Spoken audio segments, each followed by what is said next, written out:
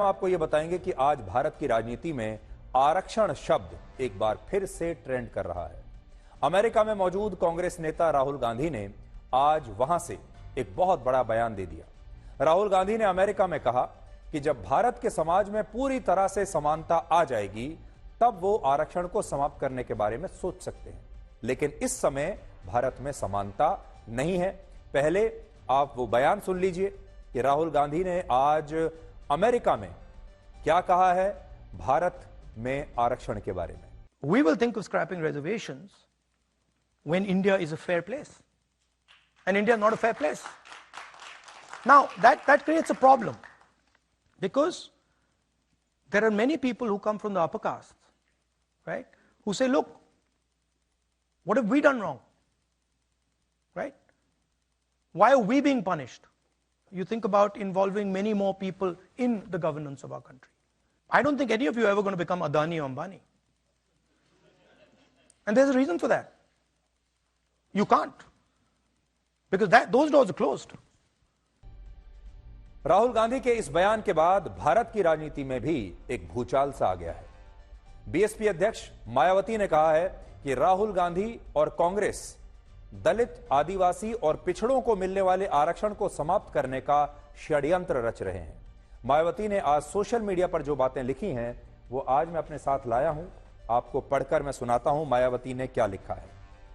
मायावती लिखती हैं, केंद्र में काफी लंबे समय तक सत्ता में रहते हुए कांग्रेस की सरकार ने ओबीसी आरक्षण को लागू नहीं किया और न ही देश में जातीय जनगणना कराने वाली यह पार्टी अब इस आड़ में सत्ता में आने के सपने दिख रही है। इनके इस नाटक से सचेत रहें जो आगे कभी भी जातीय जनगणना नहीं करा पाएगी।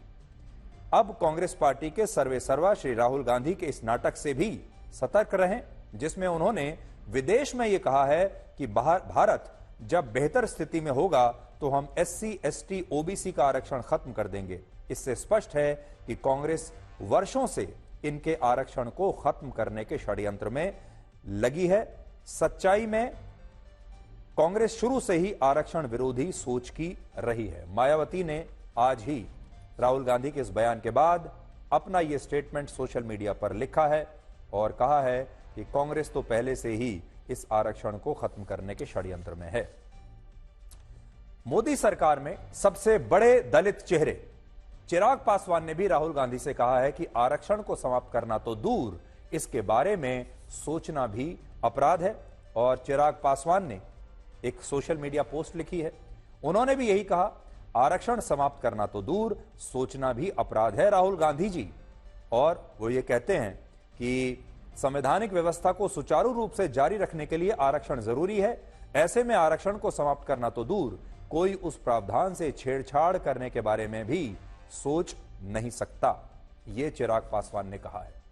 बीजेपी ने भी आज एक प्रेस कॉन्फ्रेंस करके राहुल गांधी पर आरक्षण विरोधी होने का आरोप लगाया और कहा कि कांग्रेस दलितों और पिछड़ों को मिलने वाले आरक्षण के खिलाफ है और राहुल गांधी इस आरक्षण को समाप्त करने की योजना बना रहे। तो ये सोची समझी रणनीति है, षड्यंत्र है कि हम अवसर मिलते ही आरक्षण को खत्म करेंगे। यह हमारा आरोप है कि कांग्रेस पार्टी आरक्षण विरोधी है।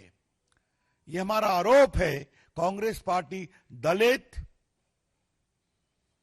आदिवासी, ओबीसी के हितों का विरोध करती है।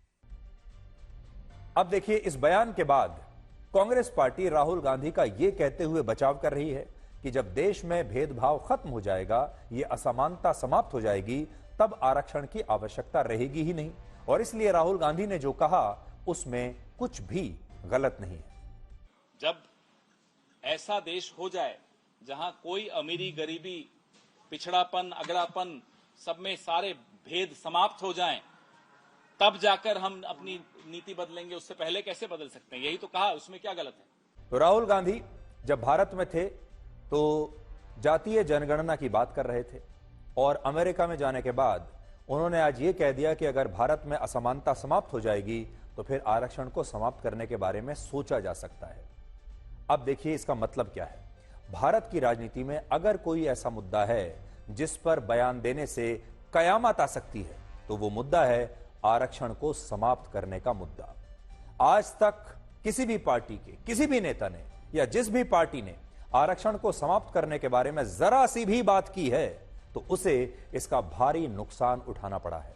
आपको याद होगा वर्ष 2015 में बिहार के विधानसभा चुनाव से पहले आरएसएस प्रमुख मोहन भागवत ने सिर्फ इतना कहा था कि आरक्षण की समीक्षा होनी चाहिए और इसके बाद बीजेपी को जगह जगह जाकर यह स्पष्टीकरण देना पड़ा था कि संघ का मतलब वो नहीं है जो लोग समझ रहे हैं। बीजेपी ऐसा कभी नहीं करेगी और बार बार बीजेपी के नेताओं को यह बयान देना पड़ा कि बीजेपी कभी भी आरक्षण को समाप्त नहीं करेगी। लेकिन तब तक यह खबर आग की तरह पूरे देश में फैल चुकी थी।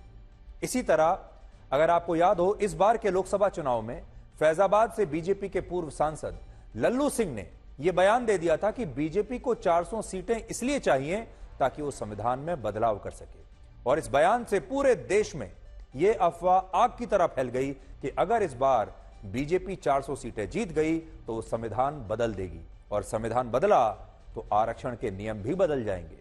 और इस बयान का सबसे ज्यादा फायदा उठाया राहुल गांधी ने। उन्होंने देश के अलग अलग हिस्सों में अपनी रैलियां की।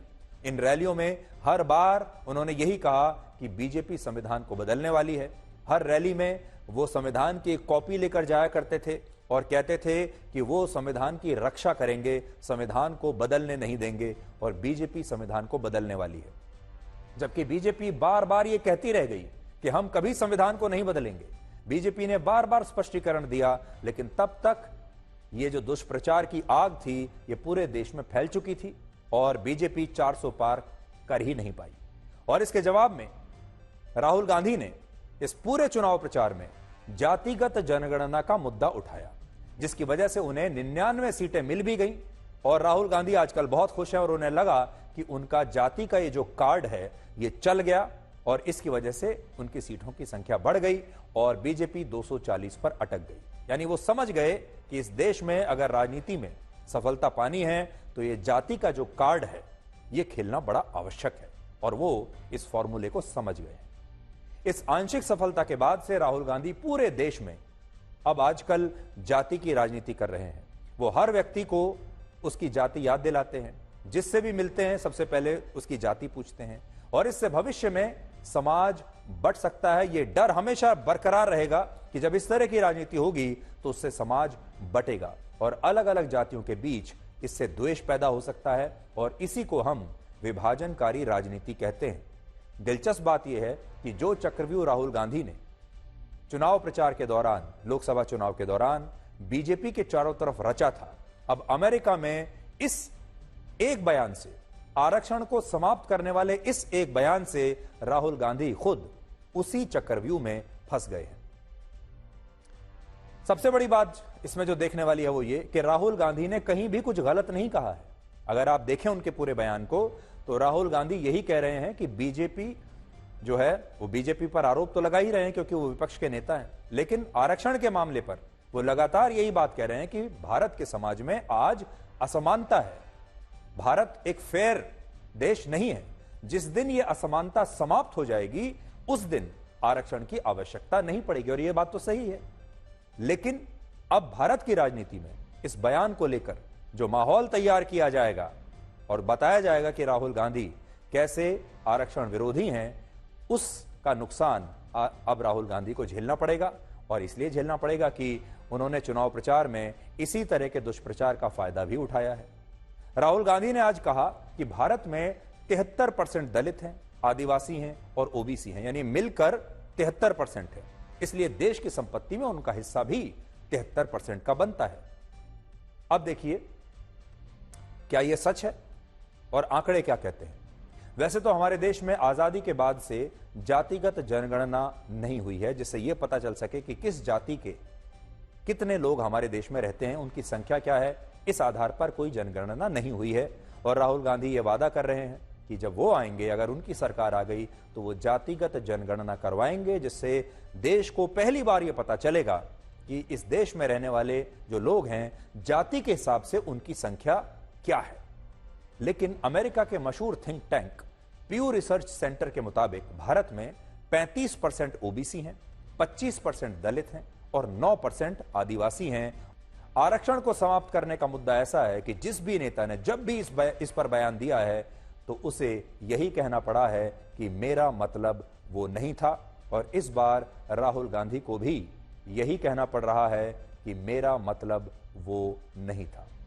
और हाल ही में जब सुप्रीम कोर्ट ने यह कहा था कि ओबीसी की तरह दलित और आदिवासी समुदाय को मिलने वाले आरक्षण में भी क्रीमी लेयर का प्रावधान होना चाहिए, और इस क्रीमी लेयर में जो साधन संपन्न लोग हैं उन्हें क्रीमी लेयर में मानकर आरक्षण से वंचित रखने पर केंद्र सरकार को विचार करना चाहिए।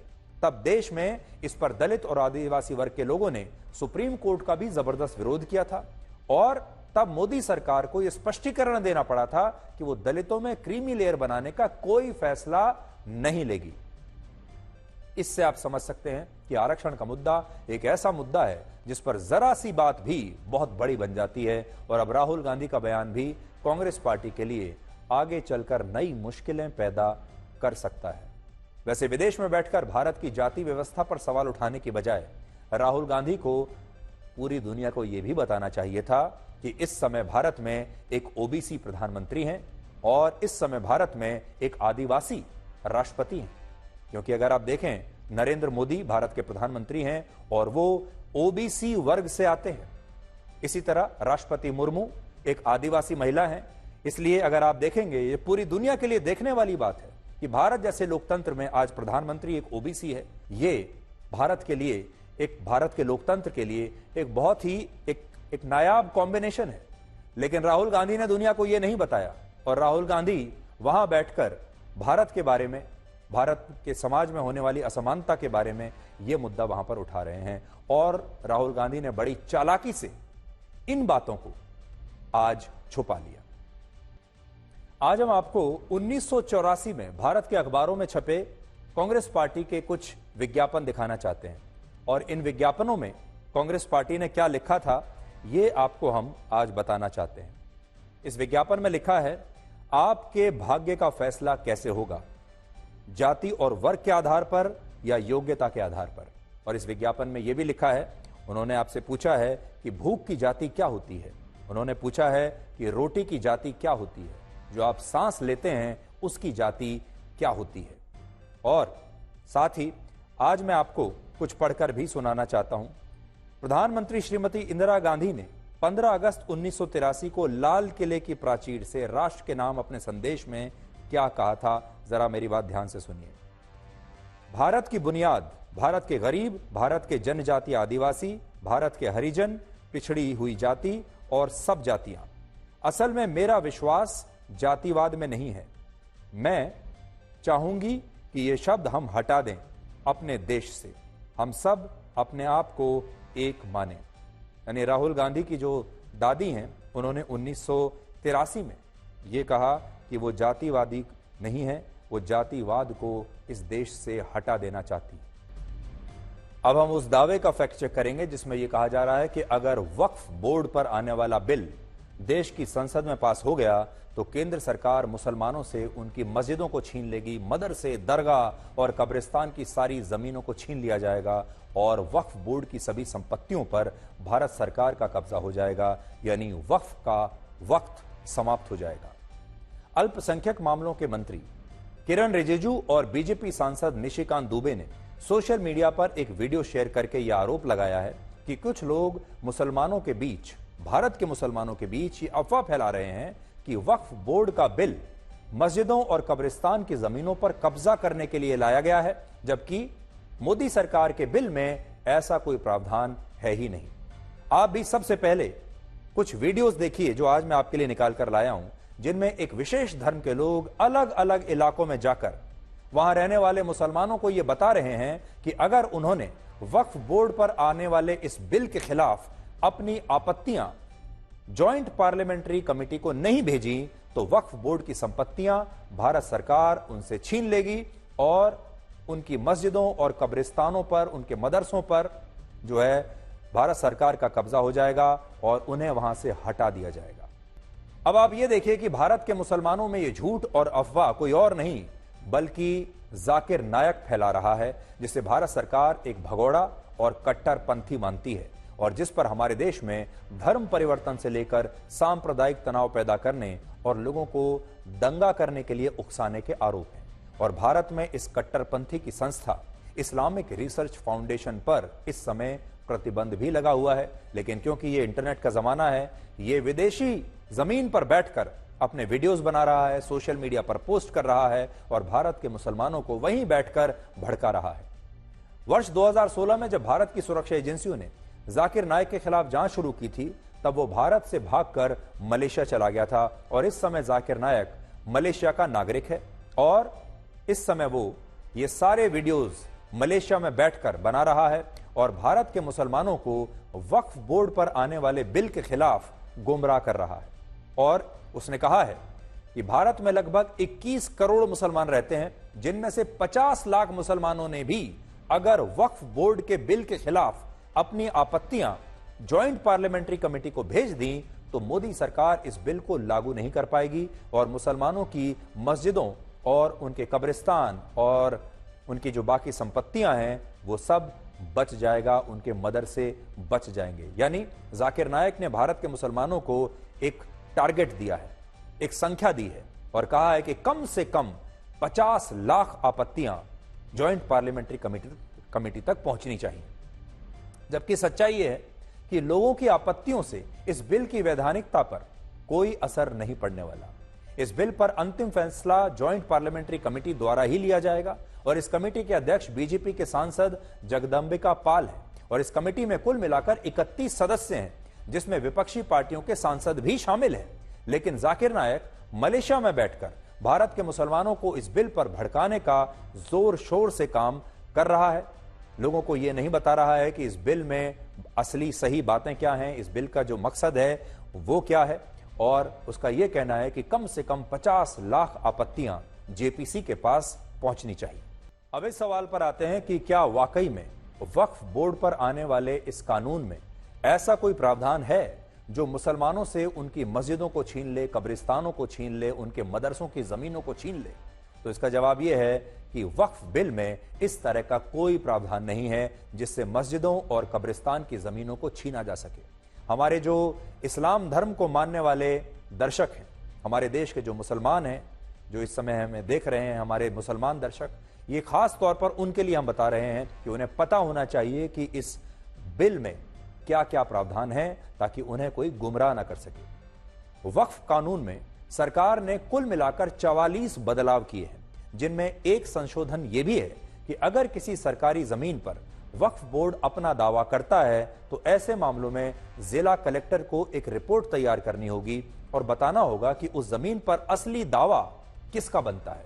और अगर जांच में इस बात की पुष्टि हो जाती है कि वो जमीन सरकार की है तो जिला कलेक्टर को उस जमीन का रजिस्ट्रेशन रेवेन्यू रिकॉर्ड्स में करवाना होगा और इसके बाद सरकार उस जमीन को वक्फ बोर्ड से अपने कंट्रोल में ले लेगी।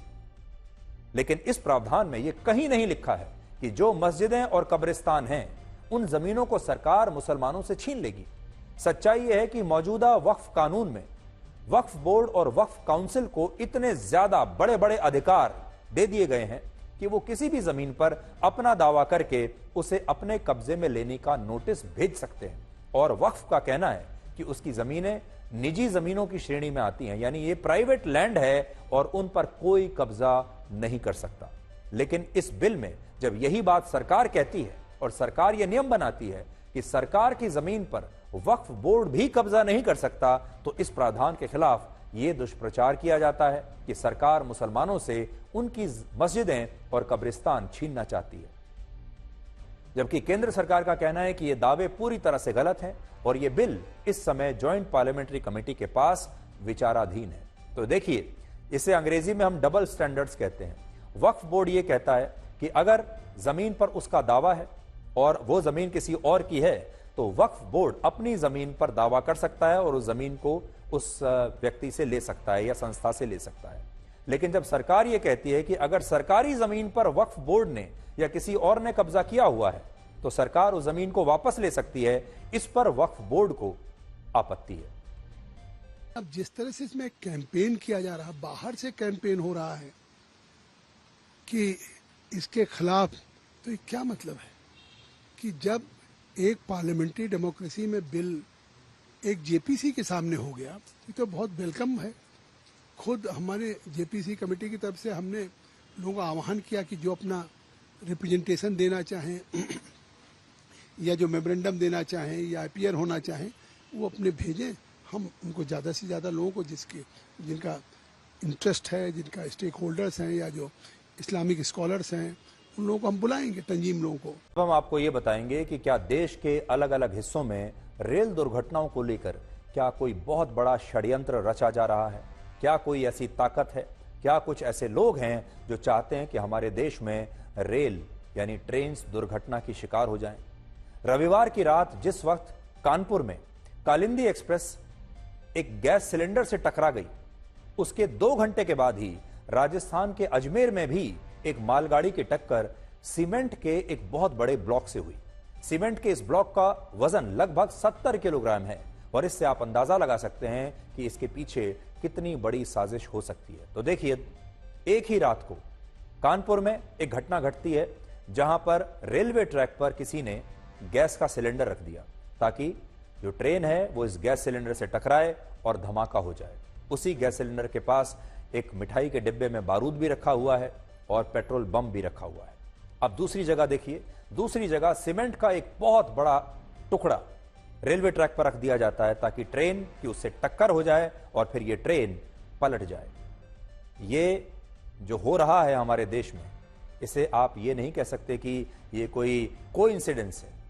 कोई बहुत सोच समझकर हमारे रेलों को, भारतीय रेल को निशाना बना रहा है।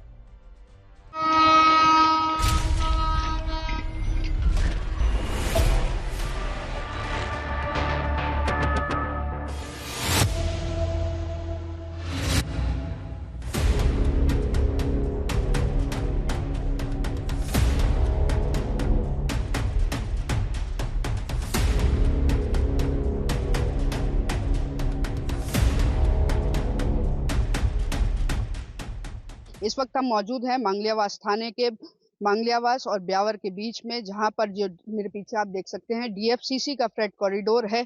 इस ट्रैक पर 8 तारीख की रात करीब 10:30 बजे कुछ शरारती तत्वों ने या कहें कि साजिशकर्ताओं ने सीमेंट के बड़े ब्लॉक करीब 70 से 1 टन के बीच के वो ट्रैक के बीच में रख दिया और ट्रेन जो है, मालगाड़ी सीधी उनसे टकराई। आप देख सकते हैं कि कुछ टुकड़े जो हैं वो अभी भी यहाँ पर पड़े हुए हैं, जिसके कि ट्रेन के टकराने के बाद से यह दूर हुए हैं। जो आप पीछे देख सकते हैं कि 1013 ये किलोमीटर दर्शाता है, जो कि हर 1 किलोमीटर के ऊपर इस तरह के जो बोर्ड हैं वो लगाए गए हैं। एक जो पिलर है वो यहाँ रखा गया था, एक पिलर इसके आगे करीब 1014 किलोमीटर का जो बोर्ड है वहां पर उसको उठा करके बीच में रख दिया गया। 9/24 की रात्रि 10:30 बजे सूचना मिली कि जो लमाना गांव मांगलियावास का सरहद का गांव है, उसकी जो डीएफसीसी रेलवे लाइन है उसके ऊपर किन्हीं अज्ञात शरारती तत्वों ने पटरी पर 2 सीमेंट के जो है कंक्रीट ब्लॉक्स रखकर ट्रेन को जो है क्षतिग्रस्त करने, डीरेल करने के उद्देश्य से जो है उन्होंने 2 ब्लॉक्स रखे थे, जिनको जनानी नहीं हुई, ट्रेन तोड़ती हुई उन ब्लॉक्स को निकल गई, जिस पर सूचना उन्होंने हमें दी है। बाद में इस पर मुकदमा दर्ज कर लिया गया है। वो कहाँ बने हैं, कैसे बने हैं, क्या उनका मेक है, किस पर्पज़ में काम आते हैं और कहां से हो सकते हैं, तो वो सब पता लगाया जाएगा। इससे पहले 4 सितंबर को महाराष्ट्र के सोलापुर में भी लोको पायलट की सूझबूझ से एक रेल दुर्घटना होते होते बची और वहां भी पटरियों पर सीमेंट का एक बहुत बड़ा ब्लॉक किसी ने लगाकर रख दिया था।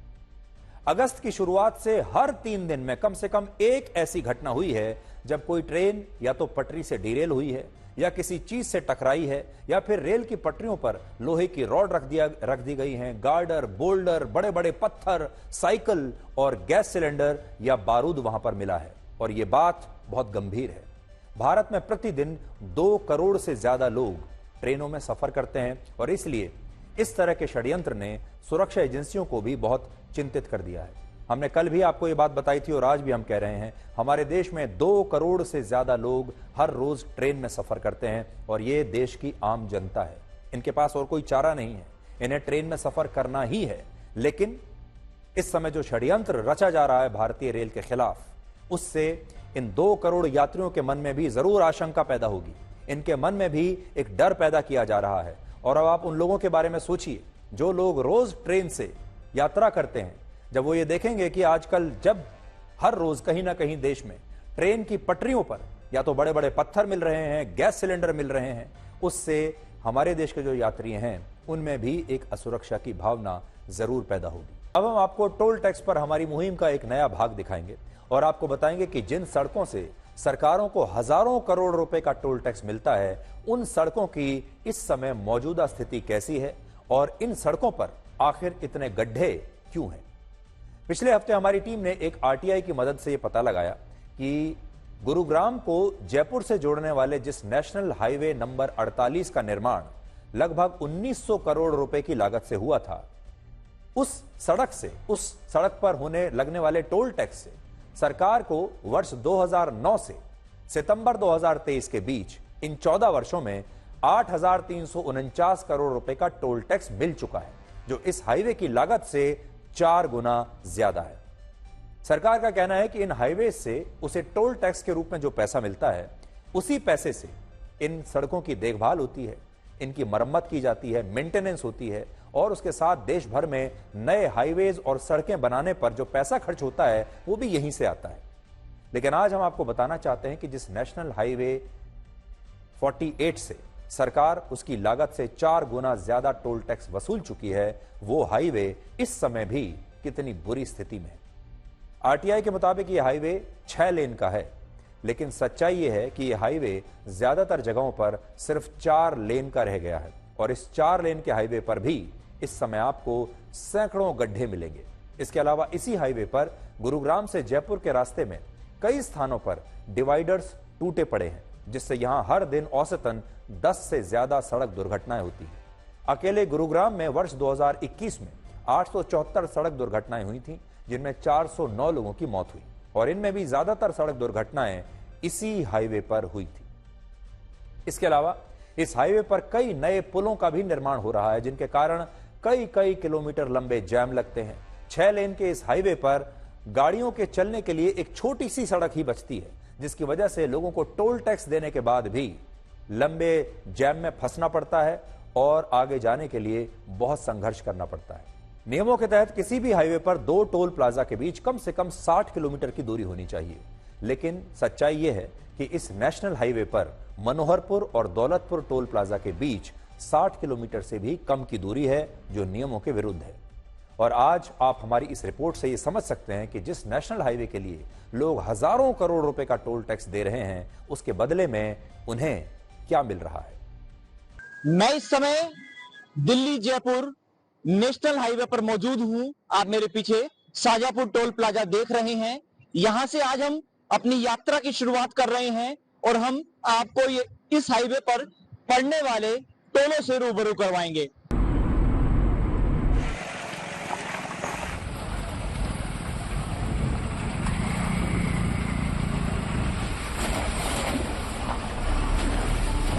दिल्ली जयपुर हाईवे पर महंगे टोल देने के बाद भी आपको इन गड्ढों से होकर गुजरना पड़ेगा। आप देख सकते हैं ये गड्ढे हैं और ये रोड है। हाईवे पर जगह जगह से इसी तरह के हालात हैं। रोड पूरी तरीके से टूटा हुआ है और निर्माण कार्य अधूरे हैं। ये आप मेरे पीछे जो फ्लाईओवर देख रहे हैं, ये फ्लाईओवर का काम सालों से ऐसा पड़ा हुआ है और ये केवल एक फ्लाईओवर नहीं है। इस रोड पर जगह जगह इस तरह के फ्लाईओवर हैं और जो सर्विस प्लान से वाहन जाते हैं वो पूरी तरीके से रोड टूटा हुआ है। यहाँ गड्ढे बने हुए हैं और इनमें पानी जमा है। ऐसे में प्रतिदिन यहाँ हादसे होते हैं और लोगों की जान जाती है।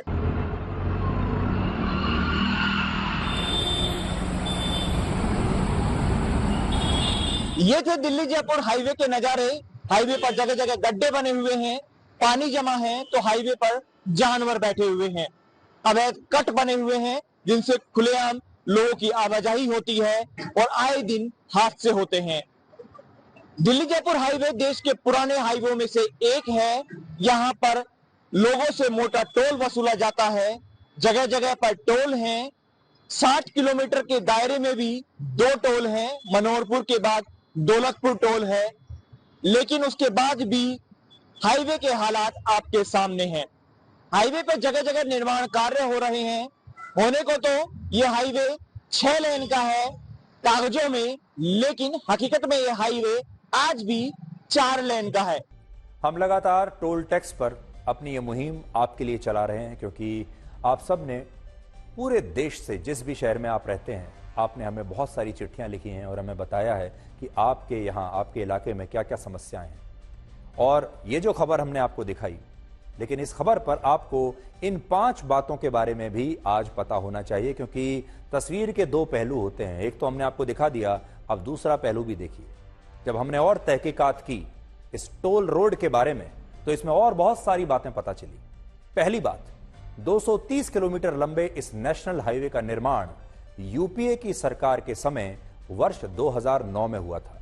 तो ये जो हाईवे आप देख रहे हैं, इसका निर्माण हुआ था, इसका जो कॉन्ट्रैक्ट दिया गया था, सारी जो इसकी लीगल फॉर्मेलिटीज की गई हैं, वो सब 2008 और 9 में हुई हैं, जब यूपीए की सरकार सत्ता में थी। दूसरा, जिस प्राइवेट कंपनी ने 12 वर्षों तक इस नेशनल हाईवे से टोल टैक्स वसूला है, उस कंपनी को कॉन्ट्रैक्ट भी यूपीए की सरकार ने ही दिया था, और उसी समय से इस हाईवे के निर्माण में बहुत सारी खामियां आ रही थी, जिसके कारण केंद्रीय सड़क एवं परिवहन मंत्रालय ने वर्ष 2022 में इस प्राइवेट कंपनी का कॉन्ट्रैक्ट रद्द भी कर दिया था और उसे आगे रिन्यू करने से इनकार कर दिया था, जबकि यह कंपनी अपने कॉन्ट्रैक्ट को आगे बढ़वाना चाहती थी, लेकिन इसका एक्सटेंशन रोक दिया गया।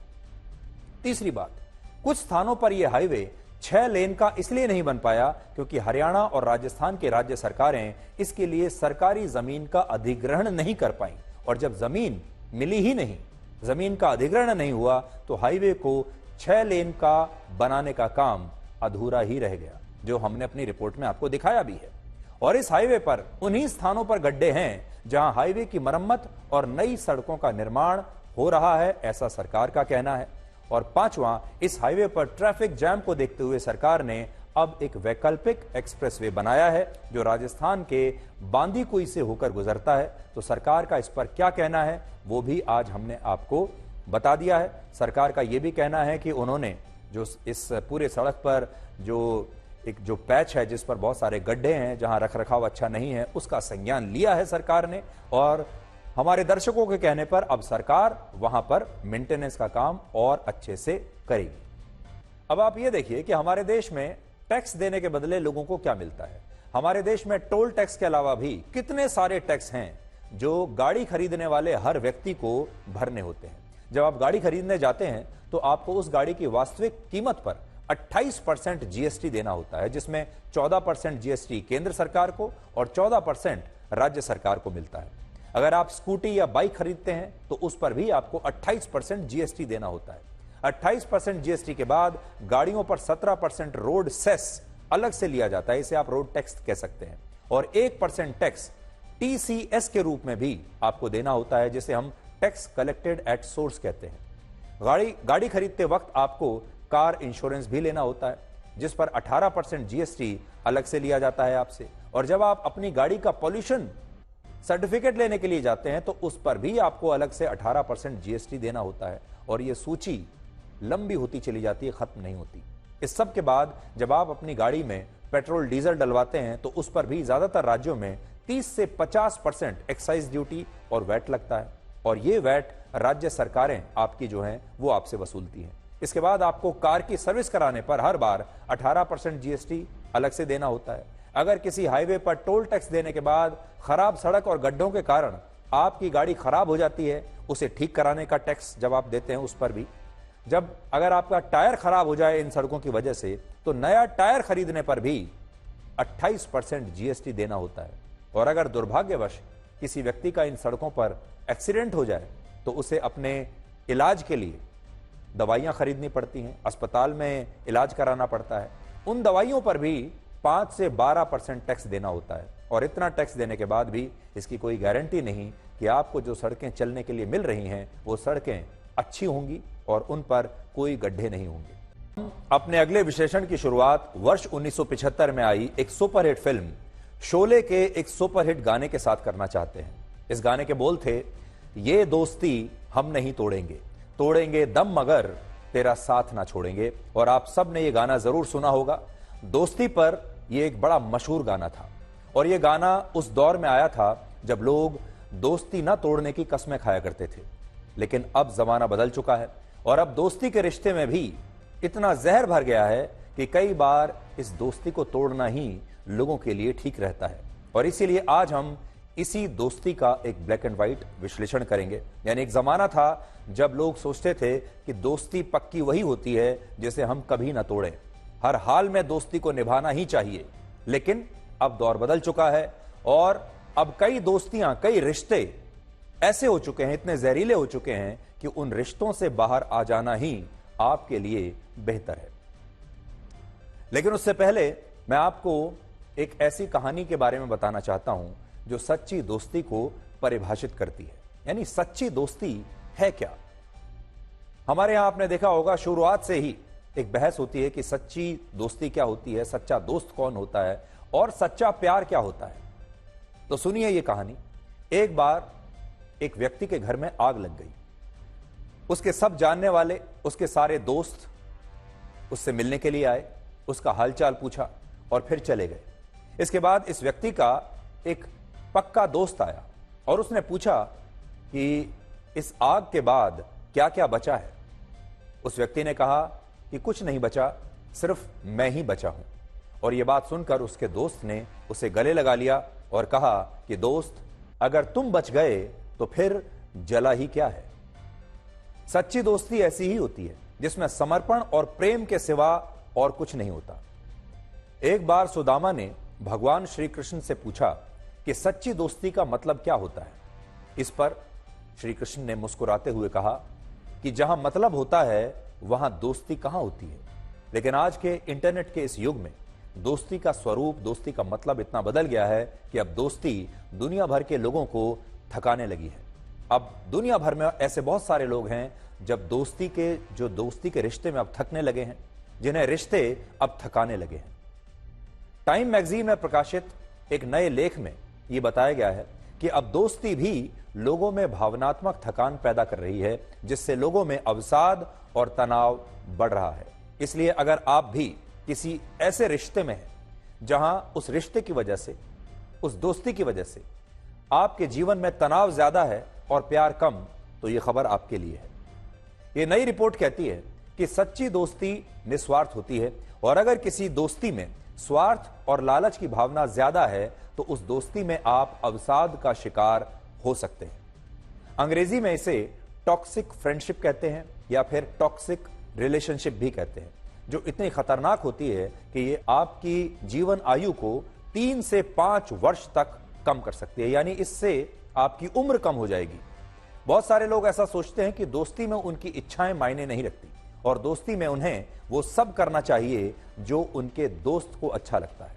और ऐसे ही फिर लोग सिर्फ अपने दोस्त के लिए जीने लगते हैं।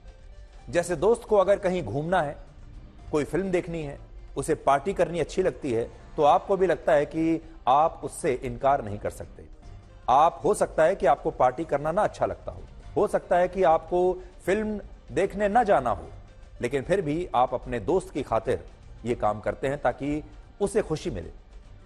और जब आप अपनी इच्छाओं के विरुद्ध अपनी दोस्ती को बचाने के लिए अपनी दोस्त की कही गई हर बात को मानने लगते हैं और रिश्ते में मजबूर होकर कोई काम करते हैं, तो वो दोस्ती टॉक्सिक बन जाती है, जो आपको भावनात्मक रूप से थकाने लगती है और तनाव के कारण आप चिड़चिड़े होने लगते हैं और हर समय उस रिश्ते से आपको थकावट होती है।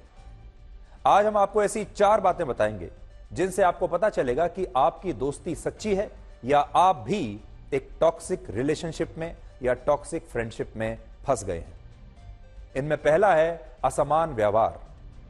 टॉक्सिक रिलेशनशिप एक तरफा होती है, जिसमें आप तो अपने दोस्त की चिंताएं सुनते हैं, उसे सलाह भी देते हैं, लेकिन बदले में आपको अपने दोस्त से उस तरह का व्यवहार नहीं मिलता। और जब ऐसा होता है तो वो दोस्ती आपको मानसिक रूप से थकाने लगती है, आप उस दोस्ती में इस्तेमाल होने लगते हैं और आप उस रिश्ते में एक अजीब सा तनाव महसूस करने लगते हैं। दूसरा है सीमाओं को तोड़ना। अगर आप देर रात तक नहीं जागते, आपको जल्दी सोना अच्छा लगता है, लेकिन इसके बावजूद आपका दोस्त देर रात तक आपसे फोन पर बात करना चाहता है या देर रात तक कहीं पार्टी करने के लिए आप पर दबाव बनाता है या साथ में फिल्म देखने के लिए या कहीं घूमने जाने के लिए आप पर कोई इमोशनल अत्याचार करता है आपकी मर्जी के खिलाफ, तो दोस्ती का यह रिश्ता आपके लिए सही नहीं है और ऐसे दोस्तों से आपको ब्रेकअप कर लेना चाहिए। ऐसे रिश्ते से आपको बाहर निकल जाना चाहिए। तीसरा है स्वार्थ। अगर कोई दोस्त हमेशा अपनी जरूरतों पर ध्यान देता है और आपके काम में, आपकी जरूरतों में, आपकी जिंदगी में उसकी कोई दिलचस्पी नहीं, तो यह असंतुलन भी दोस्ती के लिए खराब होता है, रिश्ते के लिए खराब होता है और ऐसे स्वार्थी दोस्त आपके लिए कभी अच्छे नहीं हो सकते। और चौथी बात, अगर आपका दोस्त आपको कम करके आंकता है, आपकी उपलब्धियों को महत्व नहीं देता, तो वो आपका सच्चा दोस्त कभी नहीं हो सकता और आपको ऐसे दोस्तों से बिना देर किए तुरंत अलग हो जाना चाहिए और उनसे ब्रेकअप कर लेना चाहिए। ये जो आखिरी पॉइंट है ये बहुत महत्वपूर्ण है, क्योंकि बहुत सारे रिश्ते ऐसे होते हैं जिसमें आपका दोस्त आपको कमतर करके आंकता है, आपको यही बताता है कि आप उसके बराबर नहीं हैं। आपने अपने जीवन में अगर कुछ उपलब्धियां की हैं तो उन्हें वो मानने के लिए तैयार नहीं होते। इसलिए अगर आप भी एक ऐसे रिश्ते में हैं तो आपको इससे बाहर निकलने के बारे में सोचना चाहिए। और इसी रिपोर्ट में यह भी लिखा है कि ज्यादातर लोग दोस्ती में नाकाम होने पर या दोस्ती टूट जाने पर या खुद तोड़ देने पर ही अपराध बोध महसूस करते हैं, अपने आप को गिल्टी मानने लगते हैं और उन्हें लगता है कि उन्होंने कोई गलत काम किया है। जबकि वास्तविकता यह है कि अगर आप अच्छे हैं, अगर आप सच्चे हैं, तो आपके दोस्त हमेशा बनते रहेंगे। इस रिश्ते के बाद भी आपके और रिश्ते बनेंगे, आपके और दोस्त बनेंगे और एक तरफा टॉक्सिक फ्रेंडशिप से अलग होना ही आपके लिए अच्छा होगा। इसलिए अपने आप को अपराधी मत समझिए, अपने आप को गिल्टी मत मानिए अगर आपने ईमानदारी से यह तय कर लिया है कि आप इस रिश्ते से बाहर निकल जाएंगे। हालांकि ऐसे रिश्तों में दोस्ती तोड़ते समय आपको 4 बातों का बहुत ध्यान रखना चाहिए। इसलिए अगर आप दोस्ती तोड़ना चाहते हैं, ब्रेकअप करना चाहते हैं, तो ये 4 पॉइंट्स ध्यान से सुनिएगा। पहला, अपने दोस्त को दोस्ती तोड़ने की सही वजह बताएं और ईमानदारी से उससे सारी दिल की बातें कह दें। दूसरा, हमेशा बहस करने से बचें। बहस करने की बजाय अपने दोस्त को यह स्पष्ट करें कि आपका दोस्ती तोड़ने का फैसला अंतिम है और आप व्यर्थ की बहस से बचने के लिए मैसेज लिखकर भी, टेक्स्ट लिखकर भी, व्हाट्सएप लिखकर भी या मेल लिखकर भी अपने दोस्त को दोस्ती तोड़ने की सही वजह बता सकते हैं। यानी आपको हर कीमत पर बहस से बचना चाहिए। तीसरी बात, सही जगह और सही समय चुनें अपनी बात कहने के लिए। अपने दोस्त से अपनी बातचीत को निजी रखें और बहुत शांत माहौल में इस बातचीत को करें और उसकी भावनाओं का सम्मान करते हुए उसके साथ दोस्ती को तोड़ें और आप चाहें तो इसमें एक कॉमन फ्रेंड की मदद भी आप ले सकते हैं, लेकिन अपने दोस्त का अपमान बिल्कुल ना करें। चौथी बात, दोस्ती टूटने के लिए खुद को कभी जिम्मेदार या दोषी ना माने और अपने अंदर यह भरोसा रखें कि आप आगे भी, भविष्य में भी और अच्छे दोस्त बना सकते हैं। आज आपको यह भी देखना चाहिए कि अगर आपका दोस्त जरूरत पड़ने पर आपको पैसा उधार नहीं देता, तो इसका मतलब यह बिल्कुल नहीं है कि वो आपका सच्चा दोस्त नहीं है। ज्यादातर मामलों में लोग ऐसा सोचते हैं और हो सकता है आप भी ऐसा ही सोचते हो कि आपको पैसा उधार देने वाला ही आपका सच्चा दोस्त होता है और अगर आपके दोस्त ने आपको पैसा उधार देने से मना कर दिया तो फिर वो आपका सच्चा दोस्त नहीं है।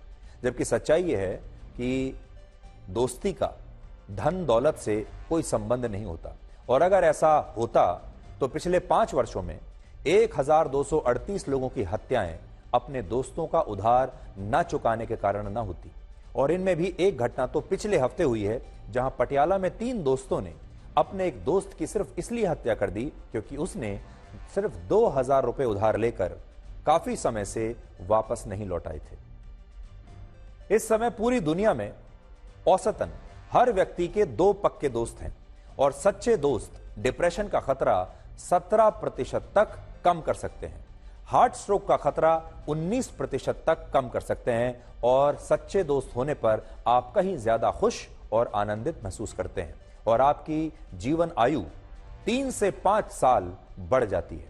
इसलिए दोस्त होने बहुत जरूरी हैं, सच्चे दोस्त होने बहुत जरूरी हैं और अगर आपके वो दोस्त सच्चे नहीं हैं तो वो दोस्त आपको मानसिक रूप से फिर थका भी सकते हैं।